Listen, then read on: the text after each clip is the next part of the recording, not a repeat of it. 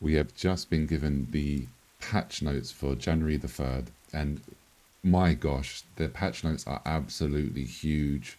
Um, like I covered last time, I'm not going to go through every single thing because if I just quickly show you, ladies and gentlemen, this is how much content and bug fixes and changes that they have put into this patch. The developers of Throne Liberty are amazing. They have not, they haven't failed to disappoint right now. They just, it's just big W's upon big W's. Now, this is basically the patch notes for the balance update and content update that they mentioned in the developers live stream that I did do a video on. Um, and I can't believe this. We're getting the first arc boss, which is the obviously the massive sandworm. And as you can see here, across the Stone Garb Desert, the Queen of Sandworms. Now, bear in mind, by the way, this has been translated from Korean via Google Translator. So some of the wording isn't correct. So it might be a bit weird, but don't worry about that. I will also I'll pin the patch notes in the comment section down below so you can read the whole thing at your own leisure. But anyway, this can be done every Sunday at 10 p.m, which is amazing. So once a week, every Sunday in the Sandworm layer. That's amazing to see. We've got some updates to the Greyclaw Forest. This is going to be during nighttime. There's going to be a new local event called the Moonlight Spell Dispel. So I don't think that's going to, I think the name's wrong. I think the wording's wrong here. But anyway, there's going to be a new boss as well, field boss, during the night. And also, so there's going to be a werewolf version by the sounds of it and a daytime version of the boss, which is great. So yeah, field boss, there's going to be the new boonstone, new dimension stone, and of course there'll be a guild raid version of it. The area event dispel can only be performed at night. Yeah. And then this, ladies and gentlemen, this is a whole new area. This is called Lizard Island. It's going to be opened. This is, by the way, the patch. This is on, I'm recording this on January the 2nd. The maintenance will be tonight for us in the West. It will be early and it's going to be 5 hours downtime. So on January the 3rd is when this will be live for us in the West. So Lizard Island, and you can only, well, I don't know if you can only get there on the big whale, but it's saying that the big whale that flies through the air is going to drop you off at the Lizard Island. So whether you can still get there via swimming or flying, I don't know, but that's really, really good. They're also adding new routes to where you can jump onto the big whale. You can now do that at the Tower of Purity, the Vida Observatory, which I think is the massive tower, basically. Like, again, the translations are a little bit scuffed here. Now, this is a big change as well. They've improved the party instance dungeons, so the 6-man dungeons. You can now have a higher amount of tokens. So if you're level 50, the daily recharge is going to be 900 a day, which is huge. And then you're going to be able to hold 4.5 thousand tokens. Now, this is really, really big. I'm so glad and grateful that they've done this. They're adding the dimensional crystal crafting formula.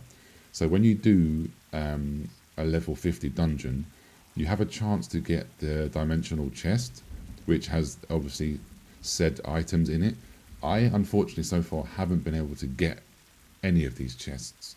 But after tomorrow, you're going to be able to craft the chest with this item. I'll show you in my inventory. So you do the dungeon and you get these dimensional crystals for completing the dungeon, right? So once you have 40 of these, so you're still going to have to spam the dungeon, but that's fine because you're going to be doing that anyway. So basically you're going to be doing the dungeons for a chance to get the chest anyway, but once you have accumulated 40 of these, you're then going to be able to craft one of the chests yourself. So that's going to be really, really good news for me. Where's the, I've lost the patch notes. There we go. So that's really, really good news for myself and anyone else who is not been blessed by the RNG gods. Now again, they've done some more stuff here, like lowered the damage of some boss attacks. I'm not going to go into that. I wanted to show you guys and girls, they've also adjusted the party play, so there's now going to be a mark system, which I believe is just like a ping system. Oh, this is something so small, but it's nice to see that they're actually making these changes fast, because basically they added the party finder, but before, like currently now, if you're already in a party, it wasn't letting you join a new one. So they finally fixed that small bug. So come tomorrow, you're going to be able to do that. There's also now weapon cosmetic systems, which is of course skins, weapon skins. That's really, really nice to see. And now they've buffed the greatsword, which is all my greatsword fans are going to love that. They've buffed the staff and they've buffed the wand. They've also made the mana better on the crossbow. They've done a slight nerf to the longbow, which is needed in my opinion. So yeah, some really, really good balance changes there. They've also buffed the dagger as well. Most of the changes have basically been a damage increase.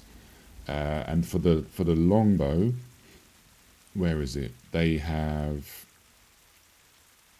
made it a longer cooldown. So they haven't nerfed the damage of the longbow.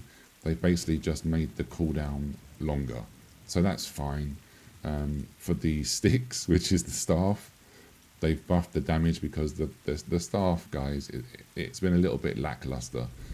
Let's be real here. So before the change, if you had a rare skill, it was 5%. Now it's going to be 10%. If you had the purple level skill, it was 12%. It's now going to be 32%. This is the additional damage per fire stack, basically. And then the lightning, the judgment lightning, it says lightning and justice here, but it's the big lightning attack. As you can see here, damage, this is pretty big damage boost here. So from 630 to 780 across the board. And then they've added, the extra bonus damage. Then also, when it's raining, they've done a big damage increase, 100% increase from 420 to 520, and then plus the bonus damage here. The wand, like I said, has also got a increase of damage by 10% per one stack on the target for Touch of Despair. They've done some great changes for the classic camera mode and then the action camera mode. Really, really good here. More combat improvements. They have also done... People are saying this is a nerf or a buff. I'm not really sure. But they've taken, for this Starlight event, which is basically the event where people have been farming this event non-stop because you get a lot of points. You can rank yourself up to rank 1 by doing this event. The points you're getting, if you come in first place, are being dropped from 50 to 20 points now. So the devs definitely know what's going on. People always say that, do devs know what they're doing? Do devs know what their game is? Do they actually even play their game? These devs, they definitely play the game. They know what's going on. They have an eye and ear everywhere. So yeah, some corrections and field dungeon balances. There is more UI stuff for the main menu.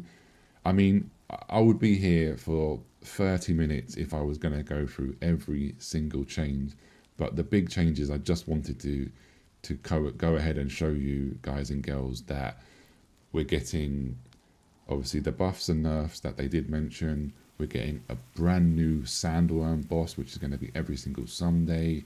We're getting a new area. We're getting more field bosses and guild raid bosses. Tons of bug fixes, tons of UI, tons of quality of life changes. And also we're going to be getting, of course, a brand new battle pass with some more new skins. And then here you can see this is the weapon cosmetics. Now, Glacier, the Eternal Snowflake. Glacier weapons are now on sale. So I wonder if I wonder how many is if it's going to be for every single weapon, because obviously currently this is just showing the greatsword, but is there going to be a type for every single weapon right now, or are they going to do that slowly? Either way, it's really nice to see cosmetics like this being done.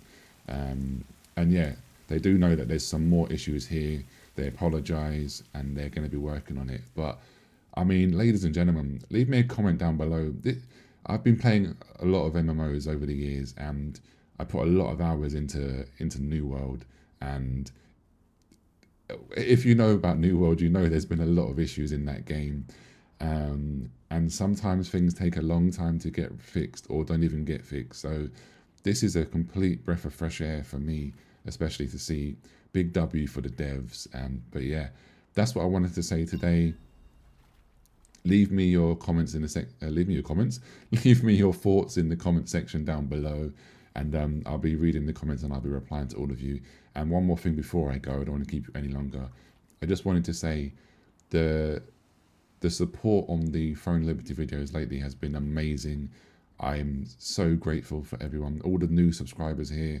I really appreciate you, and I wish you all the best for 2024. And yeah, anyway, I'll be back with more videos soon. Again, follow me over on Twitch. I'll be live streaming Phone Liberty between 3 to 4 times a week. So yeah, hope to see you in the live streams as well. Take care, everybody. See you soon. Peace.